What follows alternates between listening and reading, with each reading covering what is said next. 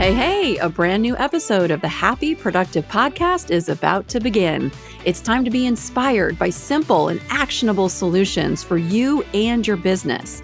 If you're an established entrepreneur or just laying down the first brick of your future empire, the mantra is the same. We will flip any failure into a positive and use it to our advantage. This show is all about turning coal into diamonds. With the right plan and mindset, anything is possible. I'm Jennifer Dawn, your host, business coach, and founder of Best Planner Ever, and I'm here to help you achieve all your ambitious goals. Success is closer than you think. Let's do this. Hey, everybody. Welcome to today's episode of the Happy Productive Podcast. I am super excited to be talking with our guest today, Kate Manser, and I think you guys are going to love her. And this topic, I think today is going to be like, say what? What are you guys talking about? But I think you're really, really going to love it. So welcome, Kate, to the show. Thank you. Happy today, y'all. Yes. And Kate, just take a couple minutes and just introduce yourself and just tell everybody a little bit of your story of how you came to be doing the work that you're doing today. Absolutely. So my name is Kate Manser. I'm super happy to be here. And I am a spiritual teacher, an author, and an artist. And my work is all about helping people feel more alive in our everyday life, whether that be at work, which we'll talk a lot about today, or in your personal life, whether that be figuring out a way to blast through decision paralysis and procrastination, to most importantly, going after your dreams. And even more importantly, just appreciating the beauty that we have and the privilege that we have to be alive every single day.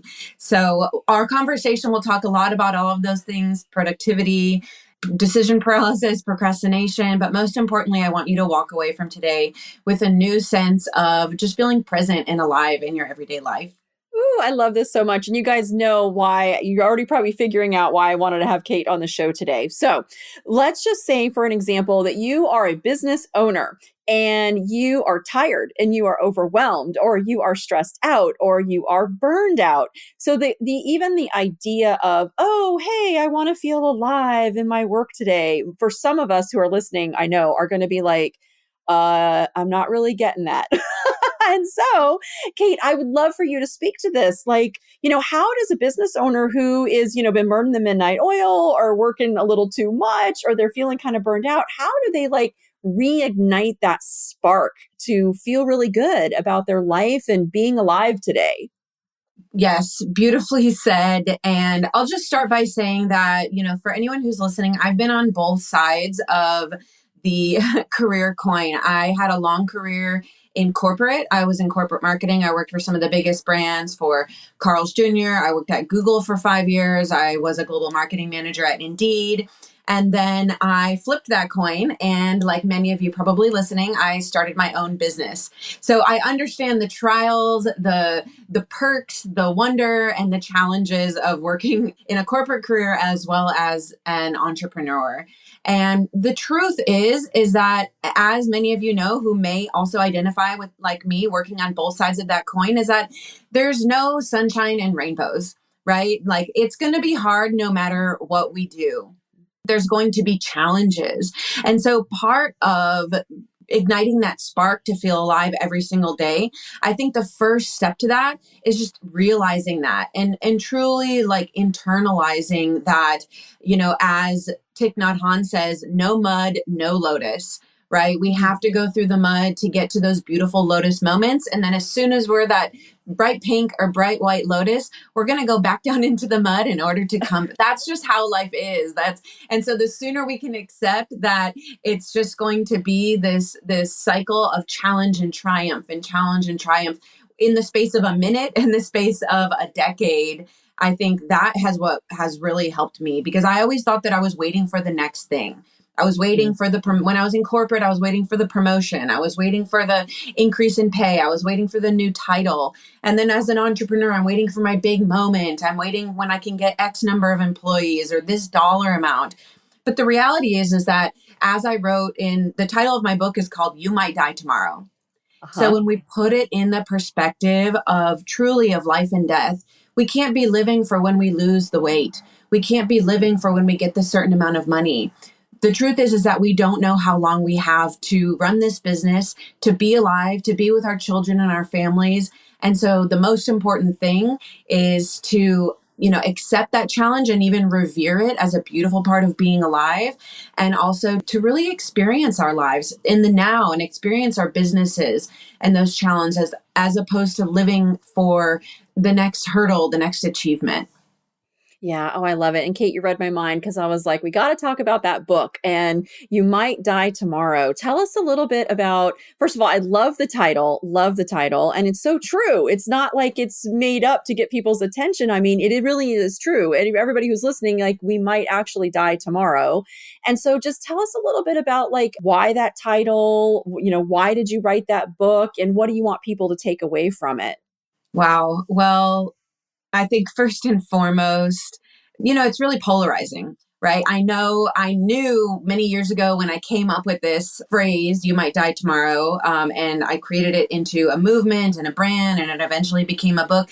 Trust me, I've been down the road. Any of y'all that have polarizing businesses, you know how I feel when you tell somebody what you do at a cocktail party and they're like, oh, cool. Right. So it is very polarizing, but there's a method to that madness and there's a reason. And that is because to have that provocative message, that reminder that we might die tomorrow, to me, it's been the most motivating way and mindset to approach my life. It has created urgency in me to appreciate being alive, to go after my dreams, to have a greater sense of bravery and courage in our businesses, which we all need to have. It's also helped me to make tough decisions. You might have heard the quote by Steve Jobs, when I came up with this idea, and I'll get to the story in a moment of how I came up with it. But when I came up with this phrase, you might die tomorrow, and I felt that it was igniting my soul to just be alive, I started searching the internet. Like, am I the first one why isn't everybody talking about this as the best way to approach life and work? And of course, I am far from the first person to come up with this. This is actually an ancient mindset that people have been using since the beginning of time. And one of the most inspiring quotes that I came across, and it ranges from, song quotes by Bob Dylan to, deep tenets of Stoic philosophy, to this quote by Steve Jobs, which is that he said, "Remembering I'll be dead soon is the best tool I've ever encountered to help me make the tough decisions in life." He said, "In the face of death, everything falls away: embarrassment, pride, fear of failure, and all that is left is what is just most important to us." And I identify with that so much. And that's what I hope that you can take away from this message. Because yes, thinking about the fact that we might die tomorrow, is it morbid? You can answer that for me, Jennifer. The answer is it can be looked at as morbid. But if you pull your mindset away from the morbid aspect of death and the scary aspect of death and look at our mortality as this profound source of motivation, truth, clarity, and presence, there's so much wealth in there for you, for all of us. There really, really is. And I just love that we get to have a conversation about this today because, yeah, sure, it's easy to say, oh, that's morbid, but it's also a reality. Guys, we're not going to live forever. We are not. And our time here is limited. And one thing that I've discovered as I'm getting a little bit older and over, so I've crossed over the 50 line. And when you cross to over to 50, you're just like, oh, wait a second, I'm actually not going to live forever. And we kind of think that we will. And then, we start seeing more and more people that are like, yeah, so-and-so died. And oh, so-and-so died. And I'm like, oh my goodness, like this really isn't going to last forever in this lifetime. And so I think it's a great, great tool to really put in our tool chest and think about it in the sense of like your time here, it will not last forever. And what are you going to do with that time? And it's funny to me because when you say, hey, you might die tomorrow, there's half of me that says, I should just just go to that Caribbean island right now and just tell everybody, piss off. I'm going to be on vacation. And then there's the part of me that goes, oh, you know what? I might not be here. I better get busy. I better go do some more stuff. And so it's kind of interesting when I hear it, I kind of feel I could go both ways. I could just say to Yeah. everybody, I'm out of here, or I could do more. I kind of feel like I get pulled in both directions when I think of that. Yes. And the truth is that if we really knew that we were going to die tomorrow, we wouldn't, spend that very precious short amount of time on a flight to the Caribbean, right? We would be with the people that we love. We would be Yeah. out there looking at the trees and the sky. We would be looking at flowers. We would be calling people that we care about. We would be spending time with whoever our God or higher power is, and with our own soul. And you bring up a great point. And I'll tell you, I've gone through the gamut of what does living like you might die tomorrow really mean. So, like I Mhm. said, I spent 10 years in corporate. And what contributed to this radical change in outlook in my life was, when I was I'm about to turn 40 in a couple of years. So about 10 years ago when I was 28, in the span of 1 year, I had three friends who died just in unrelated, unexpected events. As many of us, especially in the social media world, we find out about people who die. But these were friends that I had had. One was a family member, one was my boss at Google, and one was a friend that I had had from college. And I cannot say that that is what flowed me into this motivated, clear perspective on life. It was actually quite the opposite. After those three friends died, I actually went into 1 year of just deep death anxiety. It was like the safety of my life had been taken away, and I was afraid to. Okay, raise your hand if you're listening and this resonates with you. If you have ever gone on Google and gone down the rabbit hole of diagnosing yourself with some terminal illness, right? Raise your hand. Yeah, we've all done it. Raise your hand. If you have ever been on an overpass driving and you have that feeling like you're just going to go flying off the edge, right? Yeah, Or yeah. you start thinking about someone in your life who you really care about. Maybe it's your dog, maybe it's a family member, a parent. You start, maybe when you're falling asleep, you get that really uneasy, challenging movie in your head of what will happen when they die. So that's what happened to me. For a year, that was me like 24/7. I was constantly afraid of dying, and it was not fun. It was to the point that I was afraid to really even leave my house. So it was a very, relatively extreme case of not living because I was Mhm. so obsessed with the idea of dying. Now, counterintuitively, what popped me out of that was about 1 year after all of that, while I was in this deep death anxiety, I had been watching a friend of mine, Dan. He was a friend and colleague of mine at Google. I was watching as he trained for Everest, and this was going to be his third Mm. attempt. He was very passionate about climbing Mount Everest. He was also just this super vibrant and fun guy who just played with life, just one of those people that exudes being alive.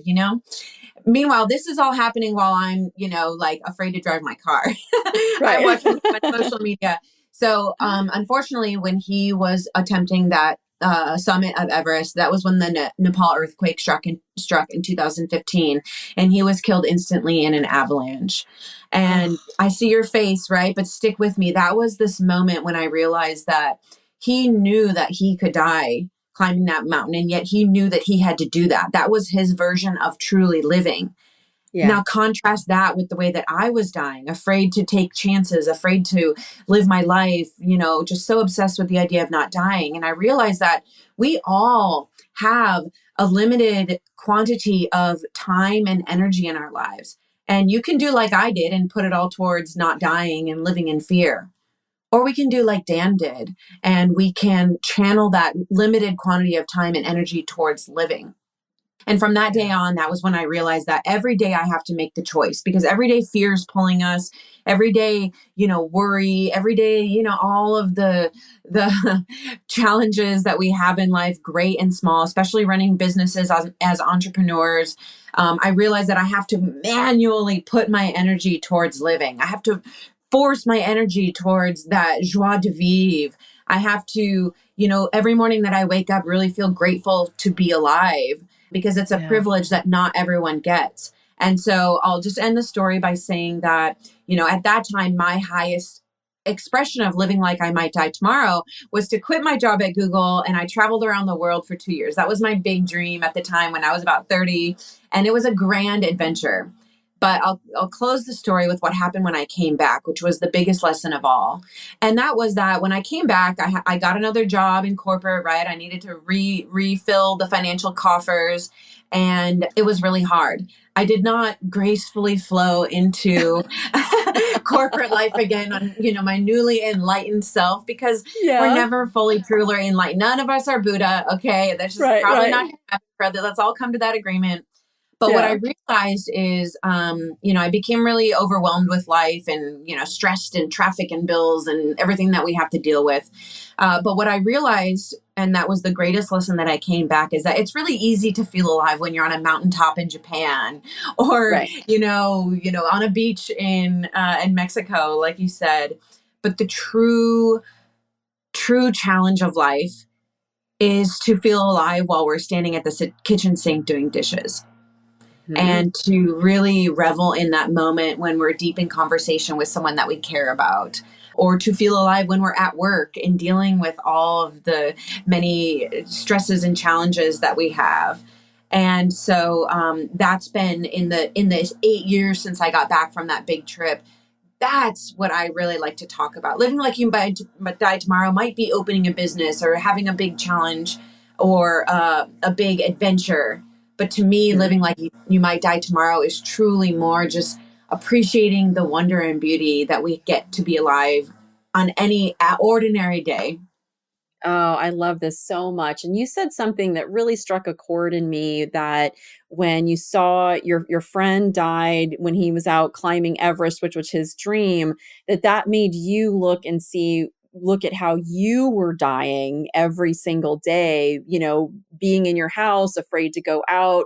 That really struck a chord in me of like you were able to see, wait a second, yes, he died, but he died doing something that he loved. And you were in the house, really having so much fear around the whole dying thing. And so that was really powerful. I just really love that you said that. And I just want to call some attention to it. So if you guys are listening, I think that's a great question to ask ourselves. Yes, people are dying out in the world, but they're dying, the ones who are dying out there doing the things that they love, versus how are we choosing how we're going to live each day. And some of us might actually be choosing death right now in the choices that we're making each day. That's so powerful to me. Uh, Yes, that's so well said. And I can resonate with that because I have done the thing where, as an entrepreneur, I let work take over and creep into all the areas of my life. And I let myself just become so obsessed with, the next thing and all of the, all of the to-dos that I have on my table, that I have lost the beauty of life. Still, even now it Yeah. happens, right? Like we get in that cycle. And so I'm not challenging people to be happy all the time. But what I Hmm. am challenging you to do is to look at the way that you are approaching your day. Look at Hmm. the attitude that you're approaching your day from the lens of the reality that we don't know how long we have. And if you can look at your life from the perspective of life and death, right? From the perspective of not knowing how long we have, and you feel like there's some adjustments to my attitude that need to be made. I should be having more fun. I can be whistling while I work, even while I'm working. Is there a way that you can better enhance your coworkers or your employees' lives by showing up for them with a positive attitude? Is Yeah. there a way that you can readjust the way that you're spending your time so that it's more in line with what's truly meaningful for you in life? So it's really about taking stock, and that's something that you can do on a daily basis, quarterly basis, annual basis. But it's really, we can't do anything about the past, right? And the future's in the future. But how do you want to show up in your business today? And here's something that you can take, which is called the deathbed gut check. Hmm. So the deathbed gut check is something that you can do when you're faced with a tough decision in life or in your business, or when you're trying to get a sense of whether or not you're showing up in your business the way that you want to. Now, the deathbed gut check is this, and we can do it right here, Jennifer, which Yeah. is that, think about a decision that you're faced with that you're stuck on, or Hmm. think about whether you're wanting to understand if you're showing up in your business the way that you want to. Now, get Hmm. that question in your mind, right? And now you can imagine yourself, fast forward, you're on your deathbed and you're looking back Hmm. on the present moment from the perspective of Mm. money doesn't matter anymore. Right. Achievement doesn't matter anymore. right? All that matters is, the way that whether you are showing up or the way that this decision is aligning for you from a meaningful, true perspective. No more societal expectations, money, productivity.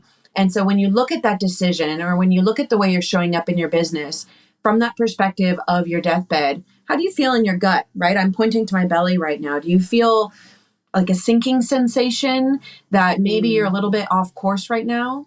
If you're looking at a decision that you're trying to make in your life, you can look at option A and feel how you feel in your gut, and then look at option B, feel how you feel in your gut. You feel that tightness, that heaviness. Yeah. We don't dwell on the past. We just move forward and decide how you want to show up going forward. Maybe you feel a lightness, a Yeah. positivity. Then you know that you're operating in that aligned way. Oh, I love this so much. I know you guys listening are going to love this too, because even when I play around with the decision, like I'll feel a tightness in my chest Your chest. when it's like, okay, so if you go that way, that feels just like heavy and tight in your chest. And then if you go that way, it's like, oh, it's like everything opens up and you're like, oh, that feels really, really nice. So I love this as a tool for being able to just like check in with yourself on really any decision.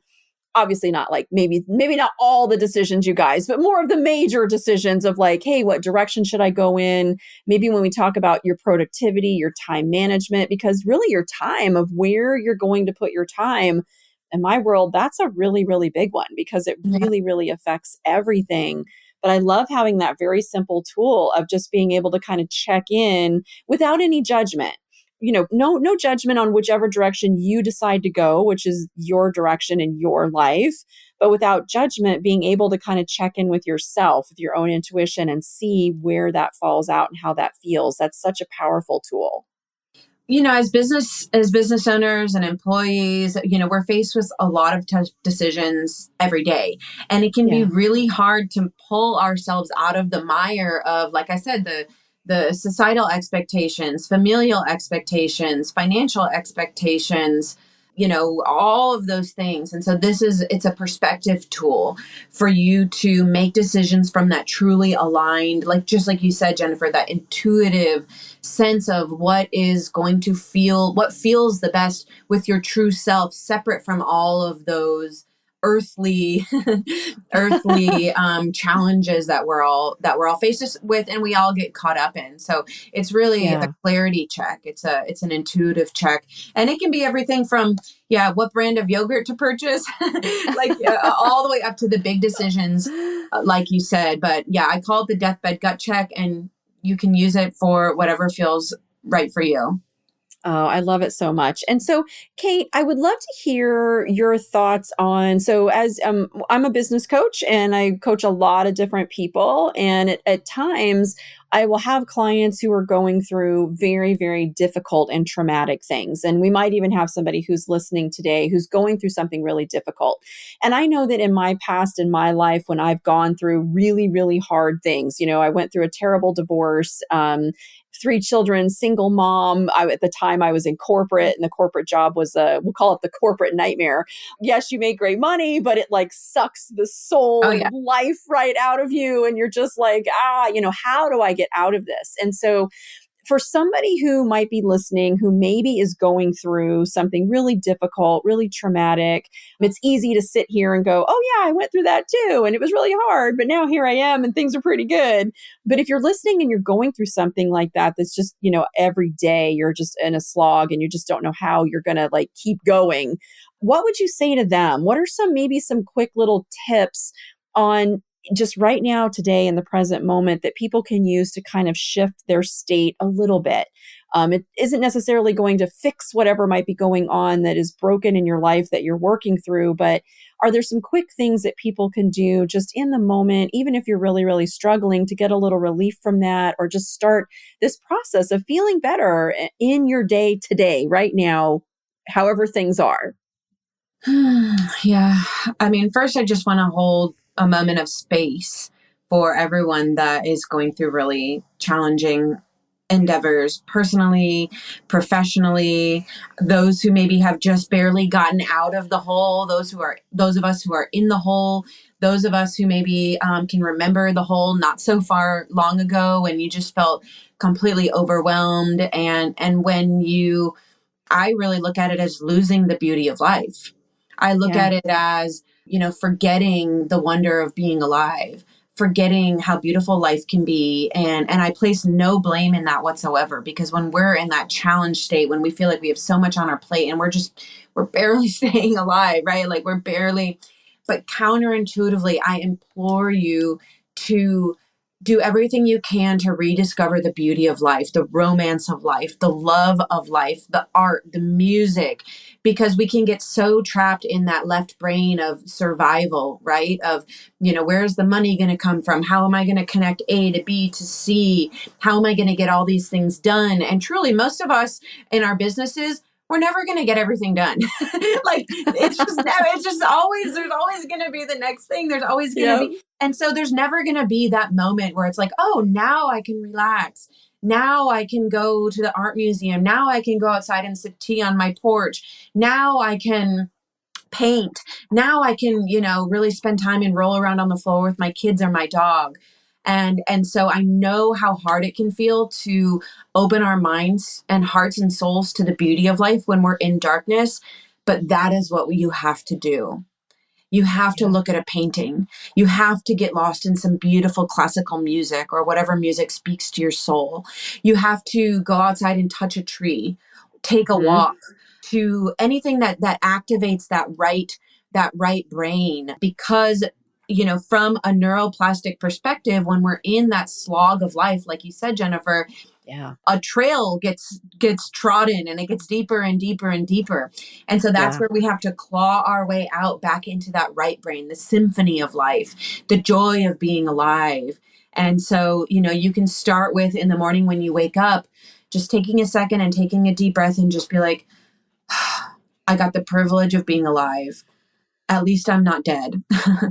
And sometimes we may be Yeah. so overwhelmed where death might sound like a nice break, but we don't know what's on the other side, right? And we have this Yeah. gift of being alive with, I'm looking out the window that's on the other side of the camera right now. And maybe you're driving down the road and you can see the sky from where you are. You can see a tree. But to rediscover that feeling alive every single day, if even for one moment, right? Like, I'm not Yeah. asking you to go out and act like, you're on drugs all day and dance through everything. And right, that's just not real. You can, like, that's great if you can do that, but it's probably not realistic. But Yeah. if you're in Yeah. darkness right now, you have to claw your way out of that neuroplastic trench that we're digging then in that darkness and that negativity, and we have to reactivate that right brain. And a wonderful book to read is two books that I'll recommend. Number one, Man's Search for Meaning by Viktor Hmm. Frankl, one of the most Hmm. beautiful books written of all time. Absolutely gives perspective on how Viktor Frankl, in the most challenging circumstances of his life, was able to find beauty and joy in a concentration camp in the Holocaust. And then Yeah. after you read Man's Search for Meaning by Viktor Frankl, another beautiful book to read is My Stroke of Insight by Dr. Jill Bolte Taylor, who writes a beautiful book about, as a neuroanatomist, being awake while she was having a stroke, and how in the many years after that, her brain was really living only in the right brain. And how beautiful that was. When she was a scientist, she was so in that right brain and business and work and this is what we do. And then she got the unexpected gift of having a stroke, where she was able to experience what it was like to live in that symphony of life in that right brain, as her left brain went down and she was living in that right brain. And so it's a beautiful writing that she has shared with the importance of taking time to stay awake to the beauty of life and live in that right brain. Otherwise the slog will take over if we let it. If we don't stay awake to the beauty of life, it will be dark. And so a lot of us think of like feeling alive and the beauty of life as this like sprinkle of fairy dust, right? Yeah. When, especially as business owners, when a lot of times there's not a clock in, clock out time, it takes over. We actually have to be intentional about creating those magic. So pick up a leaf, examine it, put your feet in the grass, look in your partner's eyes. Like, really, I'm getting close to the camera right now. It's probably creepy, but look in the eyes, right? Like, Yeah. whatever for you wakes up that right brain symphony, that feeling alive. That's what we have to do, make time for every single day. Oh, I love this so much. And guys, when you're listening like that, the darkness, I see this with clients and I've experienced this myself as well, that the darkness can still even be there if everything's going fine. If like, your business is really successful or you making a lot of money and you have a lot of money in the bank. It can come at any time. So don't think that just because, oh, you're going through a death or a divorce or something very, very traumatic, that darkness can't kind of creep in there. It can absolutely creep in even when there's nothing like major going on like that. But it might simply just be that, having a successful business takes a lot of hours and maybe you're working a little too much. Maybe you're feeling a little too burned out. Maybe there's nothing major like that going on. But I think this is all, and Kate, my time with you has been so wonderful. It's really inspired me to really look back and make sure that we're not sacrificing that spark of life for, our business or our family or something like that, because really we can't serve them if we don't ourselves embrace that spark of life and that gratitude for life.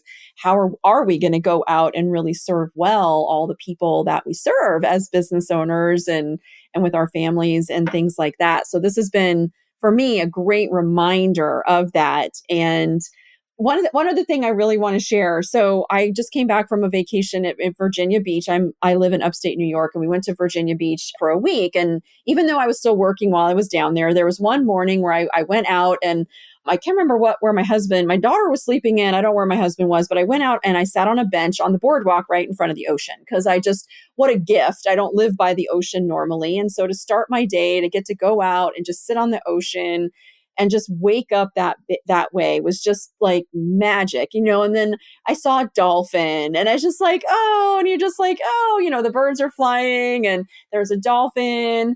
And so as I'm sitting there and it's in the morning, you guys, I've not had a shower. My hair is a disaster. There's no makeup on. I'm like in half of my pajamas still because I just like walked across the street to sit on the ocean. And as I'm sitting there, this gentleman walks down the boardwalk and he kind of gets past me and he smiles and I smile. And he was like, good morning. And I said, good morning back. And, these days in our society where I feel like so many people are just pissed off and angry about everything, black, white, male, female, old, young, skinny, fat, like you name it, like there seems to be somebody's pissed off about something.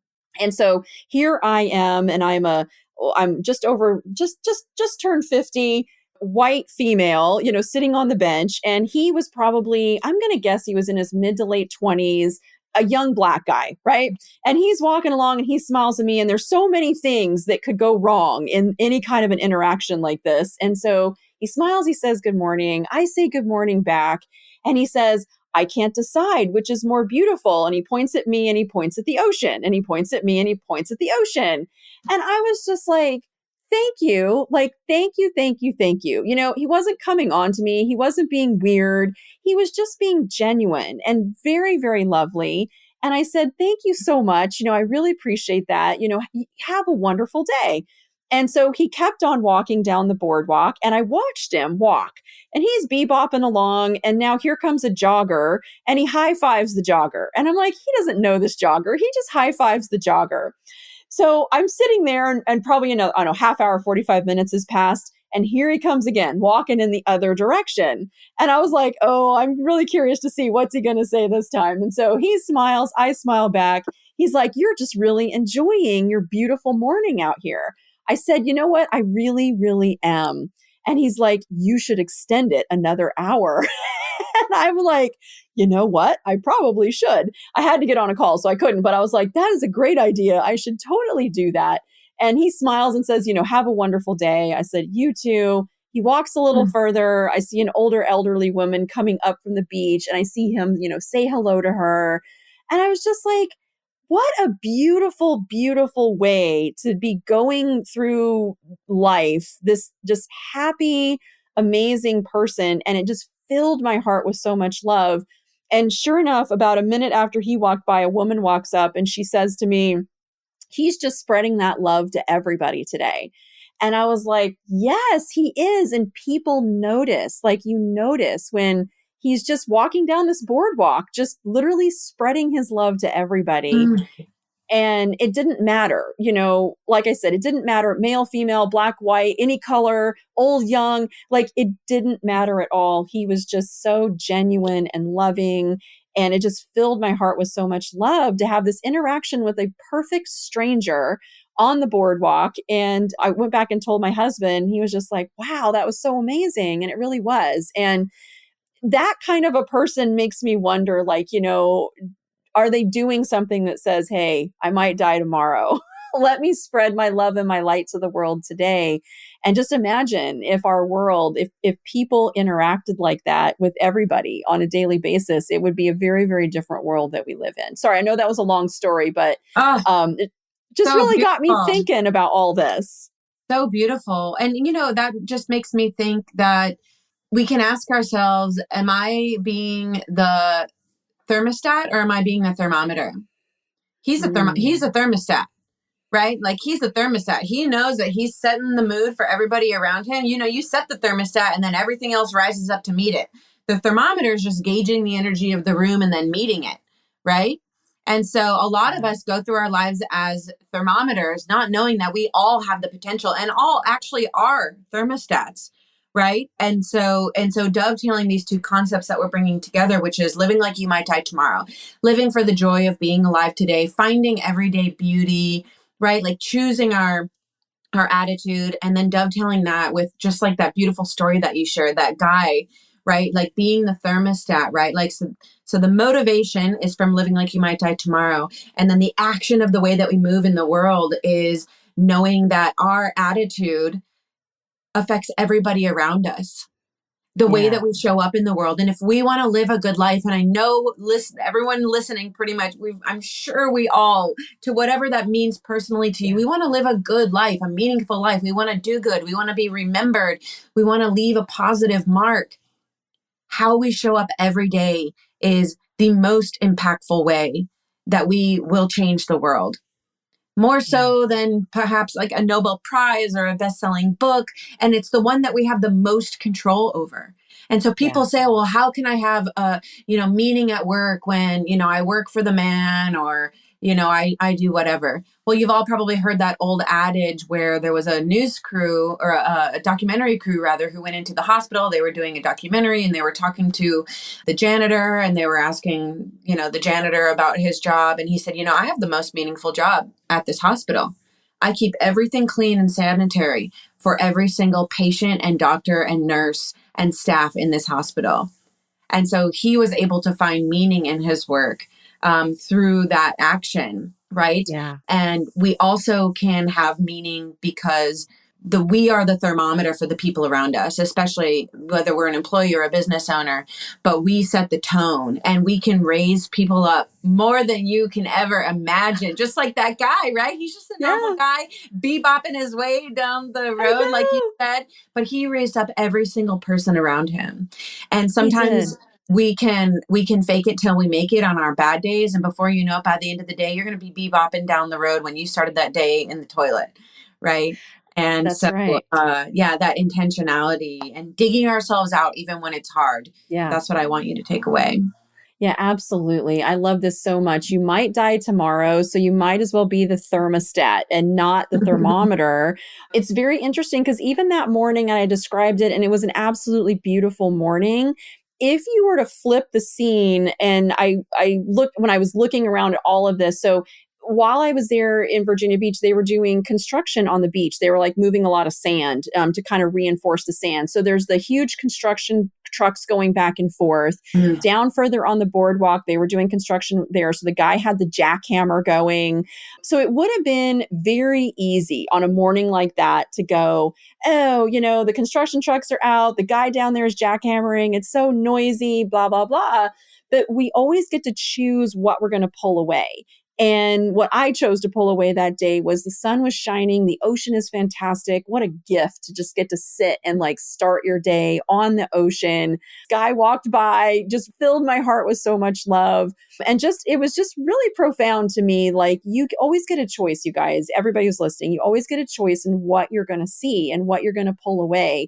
And you can pull away so much beauty and love, even if there's jackhammers just down the road. The jackhammers are going, you can kind of hear them, but it's just like, you still get a choice of what you're going to pull away and whether or not you're going to really align with that spark of life, or if you're going to go through it being the thermostat, wait, it was the thermostat, right? No. The thermometer, right? Just soaking up the energy around us. Right. Or we get to be the thermostat. So I love that analogy, by the way, that we always get to choose who we want to be and who we are going to be. That guy, I don't even know his name. I'll probably never see him again, but he just so inspired me with those simple little things. It wasn't about his money or his success or his business. If he even has a business, I have no idea. It wasn't about any of those things. It was just about him making a choice to share his love as he walked down a boardwalk with all the people that he came across. And that was so inspiring to me to then raise myself up and go, wait a second, how could I do better when I go through this life? And how could I share more of my love with other people just from his example? Exactly. Yay. And from a neuroplastic perspective, we're training our brains to find more and more and more of that positivity. Wow, beautifully said. I love it. All right, Kate, this has been such a wonderful show. I'm so happy that I got to talk with you today. Would you mind just take a minute and tell everybody, because I know they're probably like, oh, we got to find out more about who this Kate person is. So tell everybody where they can find you. Yes, absolutely. So my book is called You Might Die Tomorrow, So Live Today. And it's inspiring and beautiful. And it has more about my personal story and ways that you can live alive in our everyday life. Just like you had your alive moment on the beach, Jennifer, which is so beautiful. I also do coaching for professionals to find a balance between work, life, and everything in between, how to live alive and get meaning in our work, no matter what we're doing, whether we're, doing brain surgery for babies, or we are the ones cleaning up the blood as the janitor, and everything in between. And I would love to connect with you. So you can visit my website, katemanser.com. I also have youmightdietomorrow.com. Please reach out. I love hearing from people, and I love hearing about what this message invokes or inspires in you. And if you take nothing else away from this, just please remember that it is a privilege to wake up in the morning. And I'm so glad I got to share my morning with you, Jennifer, and with you, everyone listening. It's a beautiful, beautiful day to be alive. Oh, thank you so much, Kate. You guys, wonderful episode. I think one of my favorites to date. This has been wonderful. Kate, thank you so much for being here with me today. Yes. All right, everybody, you've got the message. You know what to do. So get out there and have a happy, productive day. I hope you found today's episode of the Happy Productive Podcast inspiring. Every successful business is formed by a set of small, consistent, and attainable steps. If you want to learn more, come visit us at jenniferdawncoaching.com to take your next step and learn how to meet your business goals. On our website, you're going to find free resources along with links to the life-changing coaching programs that have transformed the lives of so many of our clients, including the Coaching Academy and our Unbreakable retreats. Many of them started their journey by listening to this podcast. That's it. Thank you for listening, and stay tuned for our next episode.